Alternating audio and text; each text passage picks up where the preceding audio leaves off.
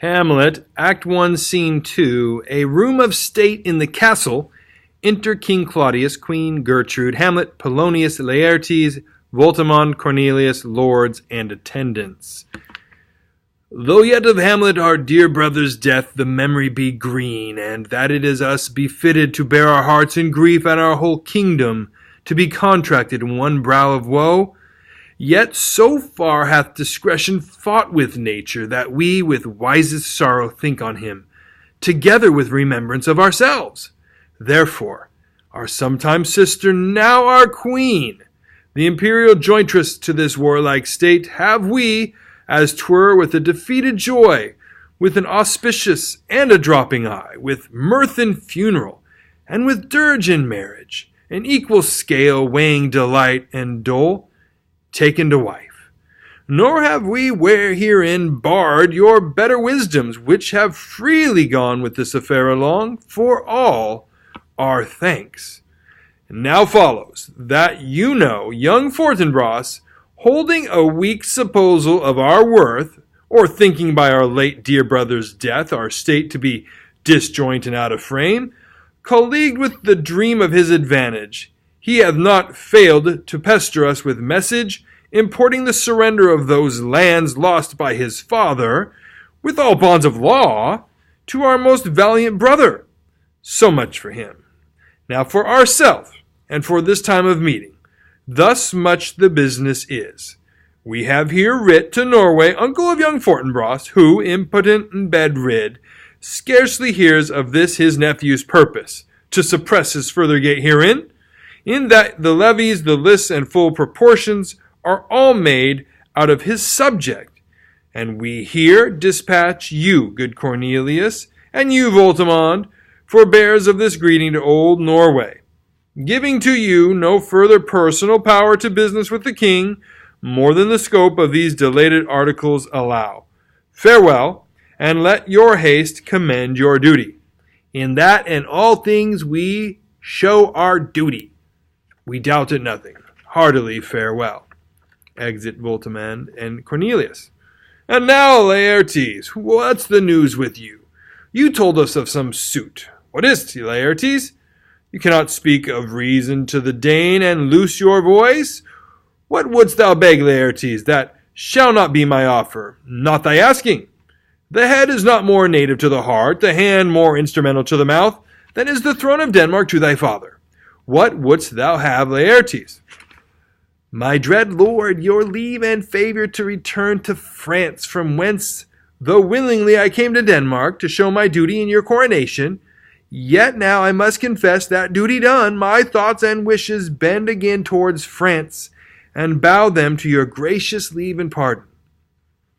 Have you your father's leave? What says Polonius? He hath, my lord, wrung from me my slow leave by laboursome petition, and at last upon his will I sealed in my hard consent. I do beseech you, give him leave to go. Take thy fair hour, Laertes, time be thine, and thy best graces spend it at thy will. But now, my cousin Hamlet and my son, a little more kin and less than kind, how is it that the clouds still hang on you? Not so, my lord, I'm too much in the sun. Good Hamlet, cast thy nighted colour off, and let thine eye look like a friend on Denmark. Do not forever with thy veiled lid seek for thy noble father in the dust. Thou knowest 'tis common, all that lives must die, passing through nature to eternity. Ay, madam, it is common. If it be, why seems it so particular with thee? Seems, madam? Nay, it is. I know not seems.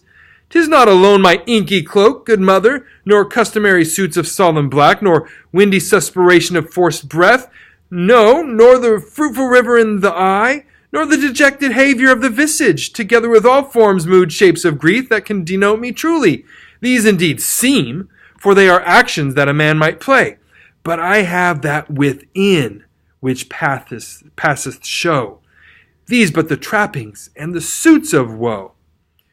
'Tis sweet and commendable in your nature, Hamlet, to give these mourning duties to your father. But you must know your father lost a father. That father lost his, and the survivor bound in filial obligation for some term to do obsequious sorrow. But to persevere in obstinate condolement is a course of impious stubbornness. 'Tis unmanly grief. It shows a will most incorrect to heaven, a heart unfortified, a mind impatient, an understanding simple and unschooled. For what we know must be and is as common as any the most vulgar things to sense. Why should we in our peevish opposition take it to heart? Fie! 'Tis a fault to heaven, a fault against the dead, a fault to nature, to reason most absurd, whose common theme is death of fathers, and who still hath cried, from the first course till he that died today, this must be so. We pray you, throw to earth this unprevailing woe, and think of us as a father. For let the world take note, you are the most immediate to our throne, and with no less nobility of love than that which dearest father bears to son, do I impart towards you. For your intent in going back to school in Wittenberg, it is most retrograde to our desire, and we beseech you, bend you to remain here in the cheer and comfort of our eye, our chiefest courtier, cousin, and our son. Let not thy mother lose her prayers, Hamlet. I pray thee, stay with us. Go not to Wittenberg. I shall in all my best obey you, madam. Why, 'tis a loving and a fair reply. Be as ourself in Denmark.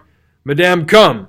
This gentle and unforced accord of Hamlet sits smiling to my heart, in grace whereof no jocund health that Denmark drinks today, but the great cannon to the clouds shall tell, and the kings rouse the heavens all brute again, re-speaking earthly thunder. Come away. Exit all but Hamlet. Oh, that this too solid flesh would melt, thaw, and resolve itself into a dew. Or that the everlasting had not fixed his cannon against self-slaughter. Oh God, how weary, stale, flat, and unprofitable seem to me all the uses of this world. Fie on it, fie! 'Tis an unweeded garden that grows to seed. Things rank and gross in nature possess it merely, that it should come to this. But 2 months dead, nay, not so much, not 2. So excellent a king that was to this Hyperion to a satyr, so loving to my mother that he might not beteem the winds of heaven visit her face too roughly. Heaven and earth must I remember. Why, she would hang on him as if increased appetite had grown by what it fed on. And yet, within a month, let me not think on it, frailty, thy name is woman. A little month, or ere those shoes were old with which she followed my poor father's body like Niobe, all tears. Why, even she, oh God, a beast that wants discourse of reason would have mourned longer. Married with my uncle, my father's brother, but no more like my father than I to Hercules. Within a month, ere yet the salt of most unrighteous tears had left the flushing in her galled eyes, she married. Oh, most wicked speed to post with such dexterity to incestuous sheets! It is not, nor it cannot come to good, but break my heart, for I must hold my tongue. Enter Horatio, Marcellus, and Bernardo. Hail to your lordship! I'm glad to see you well, Horatio, or I do forget myself. The same, my lord, and your poor servant ever. Sir, my good friend, I'll change that name with you. And what make you from Wittenberg, Horatio? Marcellus? My good lord, I'm very glad to see you. Good evening, sir. But what, in faith, make you from Wittenberg? A truant disposition, good my lord. I would not hear your enemy say so, nor shall you do mine ear that violence to make it truster of your own report. Against yourself. I know you are no truant. But what is your affair in Elsinore? We'll teach you to drink deep ere you depart. My lord, I came to see your father's funeral. I pray thee, do not mock me, fellow student. I think it was to see my mother's wedding. Indeed, my lord, it followed hard upon. Thrift, Horatio. The funeral baked meats did coldly furnish forth the marriage tables. Would I had met my dearest foe in heaven, or ever I had seen that day, Horatio. My father! Methinks I see my father.